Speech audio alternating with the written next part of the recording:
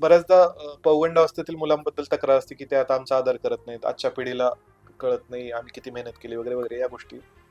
तर हे जे आपण म्हणतो की मूल्यव्यवस्था म्हणजे घरातल्यांचा कायमच आदर आदर करणे, त्यांना वाकून नमस्कार करणे असो, किंवा म्हातारपणी त्यांची काळजी त्यांचा घेणे. आधार बनणे, काळजी घेणे, ह्या गोष्टी आता हळूहळू मला वाटते की बदलत जातीलच किंवा जात आहेतच. आता जरी आपण काही बघतो की जसं आपल्या चर्चेमध्ये तुम्ही म्हणालात की काही गाव आता घोस्ट विलेजेस झालेले आहेत, बरोबर आहे. म्हणजे त्यातली मुलं शिकून बाहेर पडलेली आहेत आणि ती बाहेरच्या राज्यात म्हणा, मोठ्या शहरात म्हणा, किंवा बाहेरच्या देशात गेली.